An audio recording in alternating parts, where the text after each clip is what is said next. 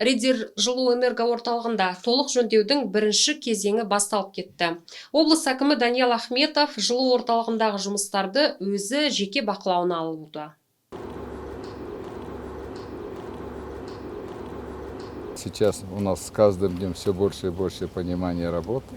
Қазіргі таңда күннен күнге жұмыс көлемі артып барады. Бүкіл 6 қазандық тиянақты жөндеуді талап етіп отыр. Өйткені қазандықтар 1956 жылғы. Біз барлығын басынан істейміз деген сөз. Жаңа басқару жүйесі, оған қоса ауқымды еңбек шығыны және өте қысқа мерзім. Біз оны жақсы түсінеміз, осындамыз, жұмыс жасаймыз. Бір аптадан соң мен қайта осы жерде боламын, өзім жұмыс айналымының күшеюін қадағалаймын. Механикалық әрі сыртқы жақтардың жөндеуінен тыс құрылғылардың ауқымды жөндеуі бар. Аса ауқымды құрылғылардың жөндеуін Казцинк-Маш жасайды. Олар осы процестің мамандары, жақсы жасайды.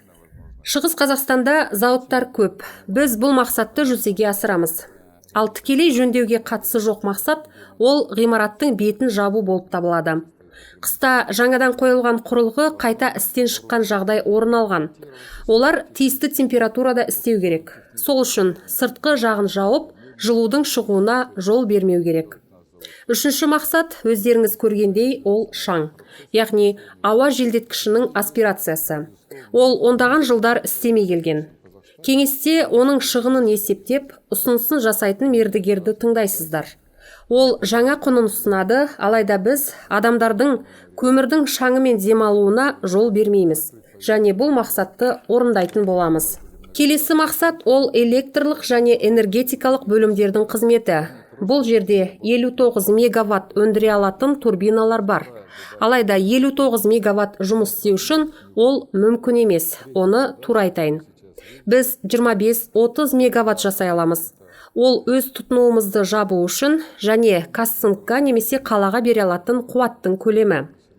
Тағы да бір аса маңызды мақсаттың бірі ол беру трактісін жөндеу. Онда 3 өрт, 2 жарылыс болған.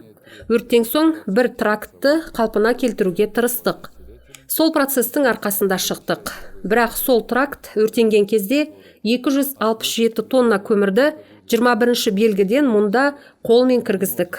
Оны айтпадық. Өте ауқымды жұмыс болды. Енді бірінші желіні жөндеп, резервтік желі жасау керекпіз. Өрттен конструкциялар зиян шеккен. Ол да инфрақұрылымның жұмысы. Жұмыссыз немесе нақты айтсам, металл сынығы күйінде патальды кран. Ол бір жерде болса, оны міндетті сатып алуымыз керек. Болмаса, мәжбүрлі түрде қосымша 2 экскаватор тауып, кранның орнына көмірді солармен шамамен 30 тоннадай түсіруіміз керек. Келесі блок мазут шаруашылығы. Оның жағдайы жаман емес. Насостар істеп тұр. Жұмысын жалғастыра беру қажет. Багерлік шаруашылық кез келген станцияның жүрегі деуге болады. Багерлік шаруашылық істен шыққан жағдайда станция толық тоқтайды. Сондықтан осы орайда мен тиісті тапсырмалар бердім. Инфрақұрылымнан дағдарыстық күйде күл шығару жері тұр. Ол толып кеткен. 1 тонна да онда тастай алмаймыз. Техникалық шешім бізде бар. Мәселені тез шешу қажет. Күл шығару аумағына 90-120 мың тонна тастам жасалады. Онымен қатар біз күл шығарудың екінші бөлігімен де айналысатын боламыз. Жыра бар, оны өңдеу керек, оны қосымша өңдеп, апаттық мінезде дайындау керек.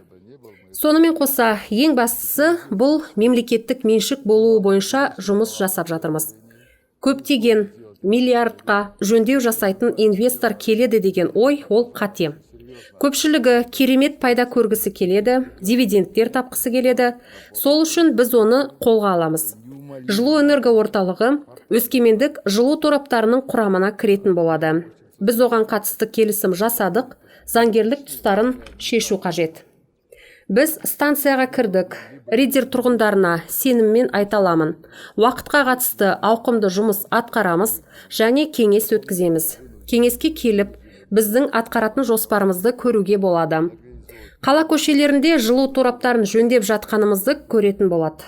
Соңғы 5 жылда алғаш рет гидравликалық сынақ өткіздік.